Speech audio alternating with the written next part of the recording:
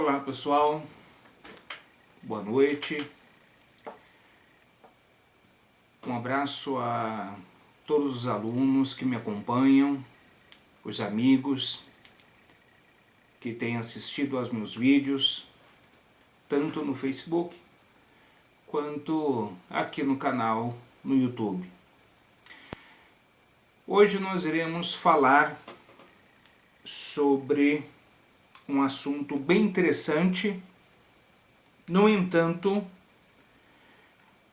pouco conhecido por parte dos alunos. Sempre quando eu pergunto sobre este assunto, que é a Confederação dos Tamoios, os alunos falam que nunca ouviram falar, mesmo quando eu vou lecionar um ano posterior ou 2 anos depois desse conteúdo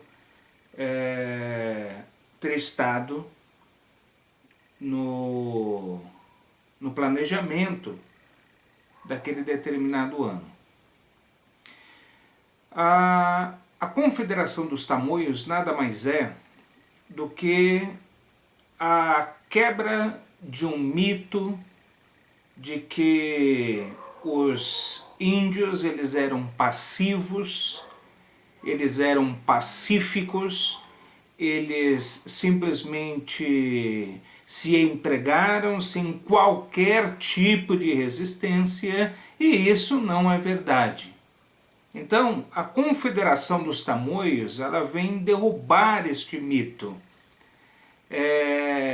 derrubar este equívoco histórico, porque enquanto a história ela é registrada, ela é contada, ela é apresentada pelo dominador, pelo colonizador, é evidente que ele vai sempre contar o lado do vencedor, do dominador, do colonizador, do dominador, aquele que tem o poder, aquele que tem as posses, o dinheiro, né? Sempre com esta ótica. E uma vez que toda a produção até então também era escrita, produzida na língua do colonizador, na língua do dominador, ok? À medida em que os índios também começaram a falar e pesquisadores, viajantes começaram a escutar os índios.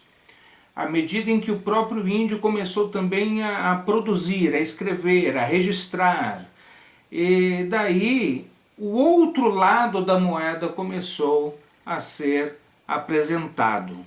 Inclusive, até algumas décadas atrás, era apresentado, sim, a ideia de um índio completamente passivo da dominação portuguesa. E isso não é por todo verdade, tá? No começo existiu aí uma tentativa do português de trazer o índio para si.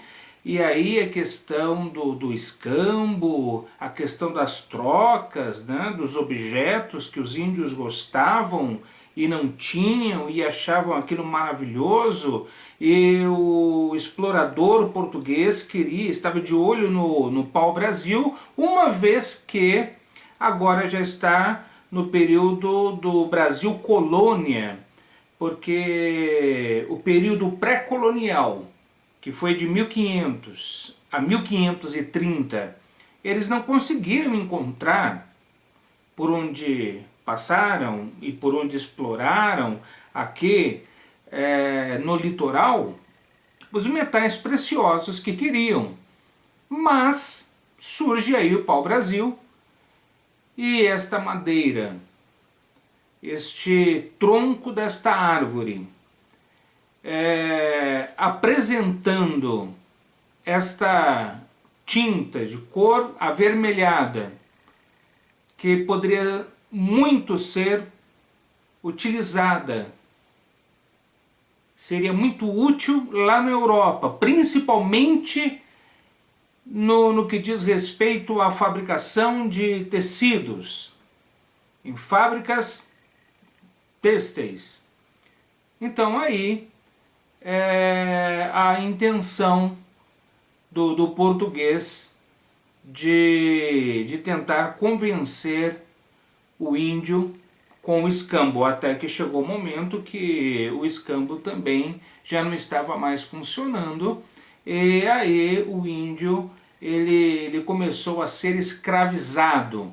E nesse período e tentativa de escravização é que o índio acabou se manifestando. Ok? Então vamos lá.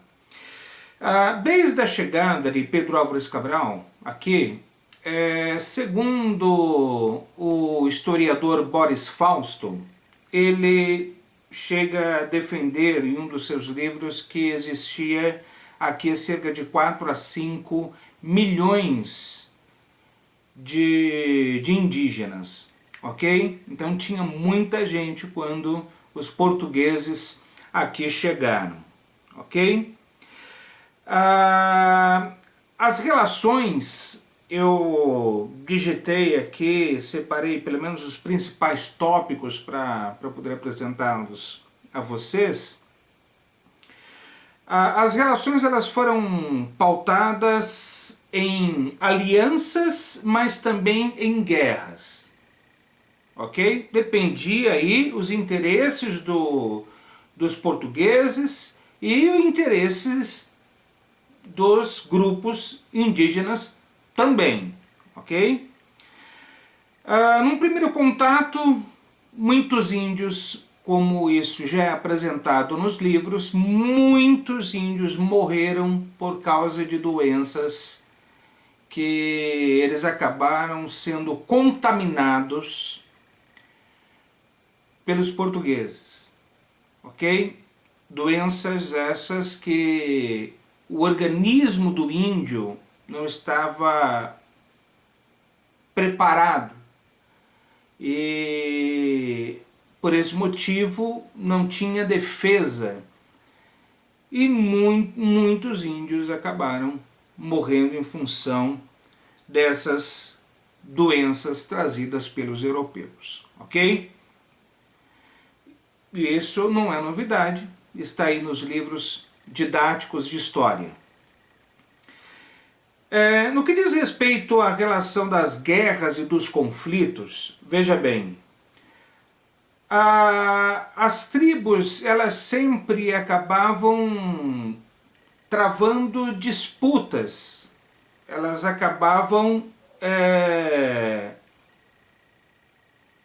disputando território, a questão das retaliações por alguma divergência cultural principalmente. Então a questão da posse para o índio, para que ele pudesse produzir, para que ele pudesse sobreviver na floresta ou da terra, isso era de grande valor para o índio. E por isso que ele lutava muito, ok? E então, a fim de destruir o inimigo, o índio ele acaba muitas vezes se aliando aos europeus. Olha que interessante, o índio ele acaba se aliando ao europeu, ao português, para poder ter um apoio e também armas, e também é claro que o poder bélico do português ajudava e muito a vencer a tribo inimiga, tá? Então esses acordos passaram a existir. A exploração do índio, a escravização do índio,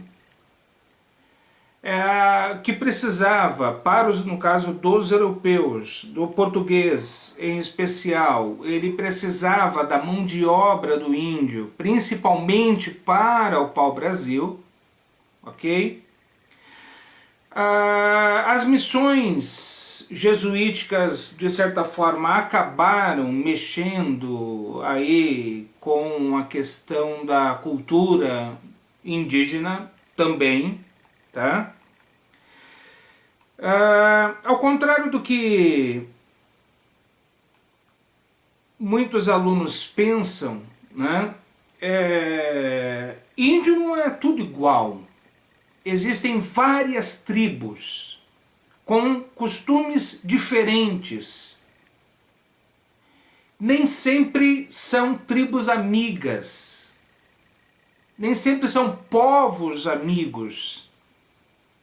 Então, aí começa a surgir o embrião, o comecinho da Confederação dos Tamoios, que foi exatamente uma dessas resistências dos indígenas contra os portugueses. Um outro detalhe, era muito comum o europeu vir para o Brasil, e vindo para o Brasil ele se casava com uma índia. E era uma tradição interessante.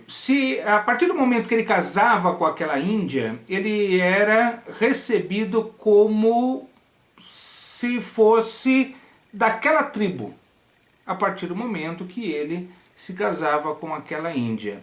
Então muitos portugueses utilizaram este artifício para penetrar em solo e em território e fazer parte da cultura daquele determinado povo indígena, para facilitar a questão de ter gente para o trabalho, principalmente braçal, do pau-brasil.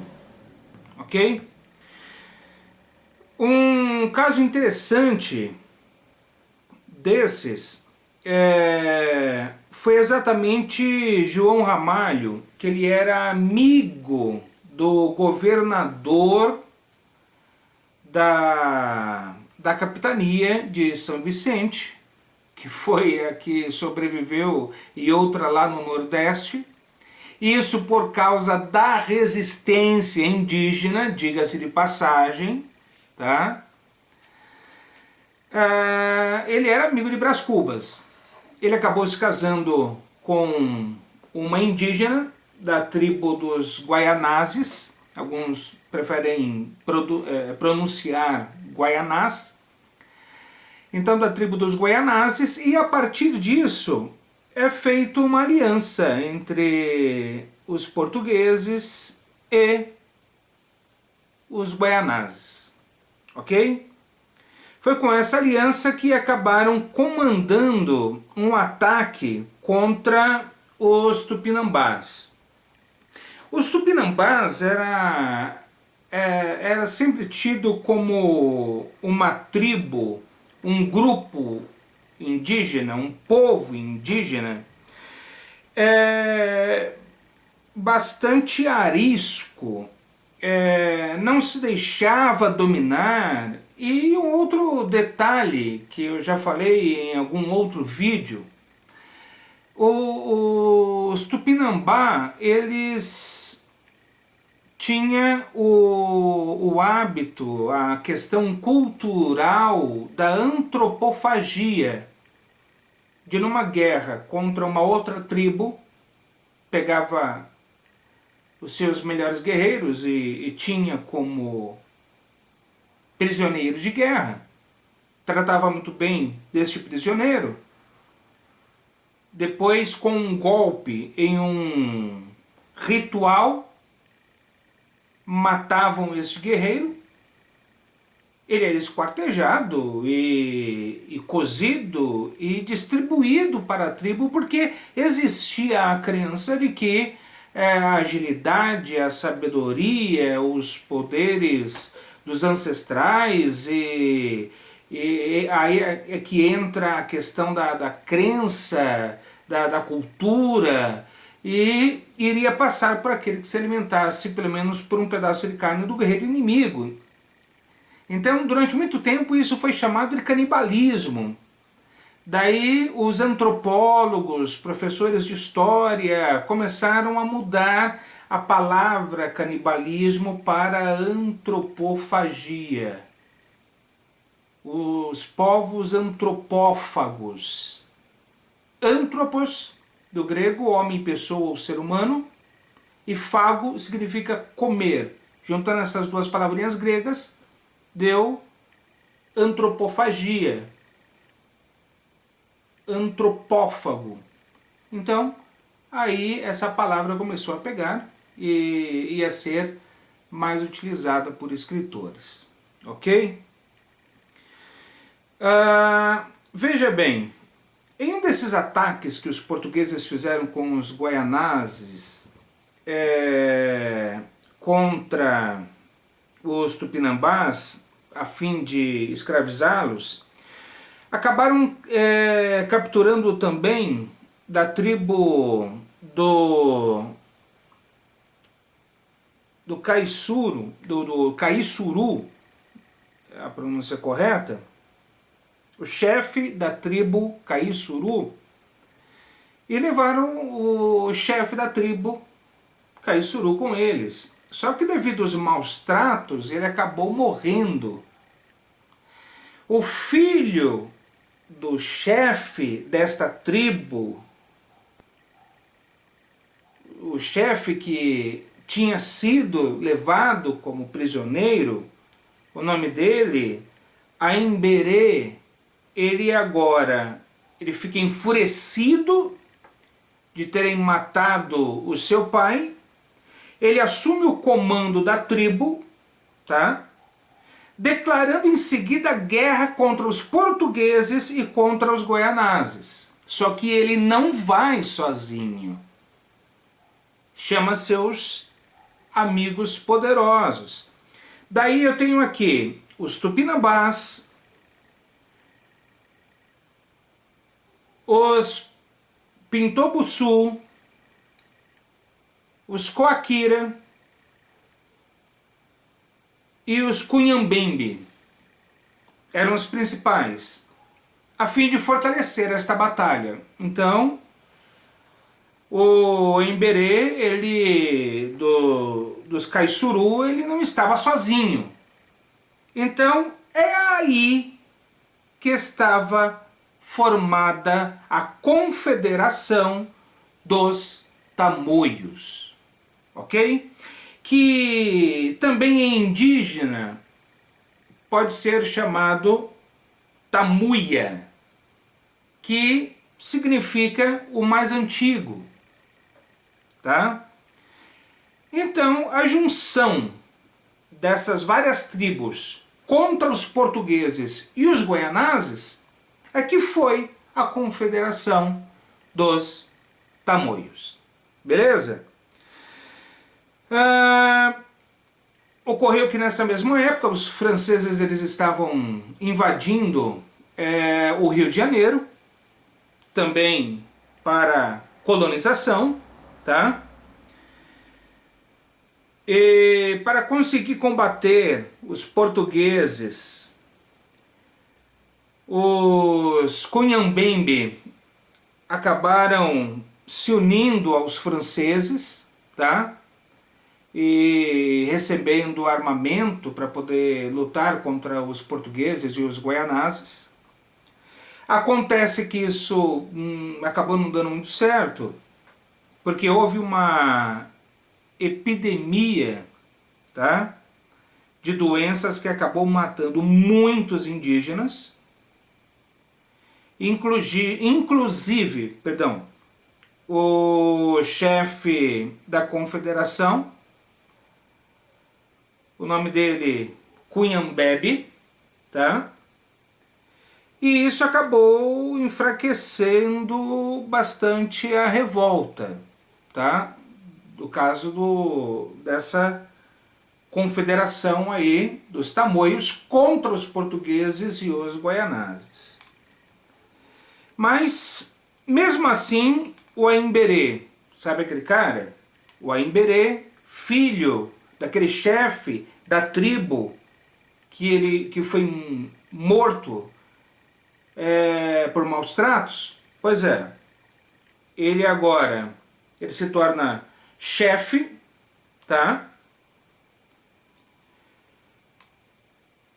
E desta confederação, com a morte de Cuyambebe, que acabou morrendo de doença, tá? Dessa epidemia, deu continuidade a este conflito e conseguiu mais uma aliança com os Tibiriçá.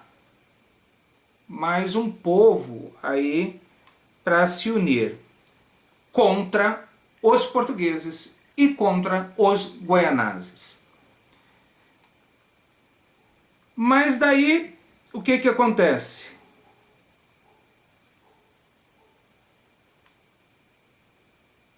Ocorreu que boa parte da tribo dos guaianazes foi dizimada com a confederação, tá?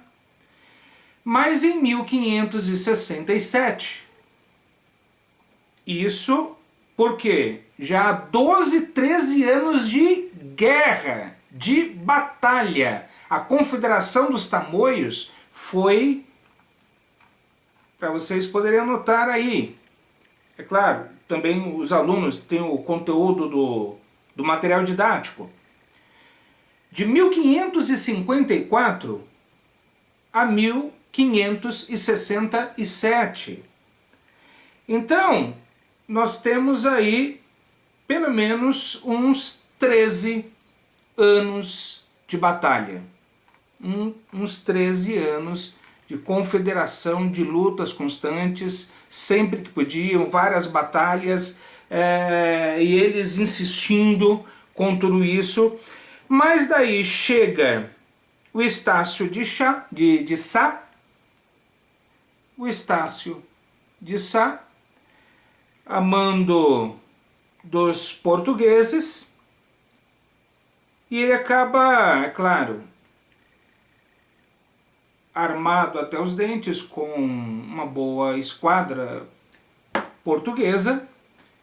Ele pôs fim a este conflito, a Confederação dos Tamoios, e também expulsou os franceses do Rio de Janeiro.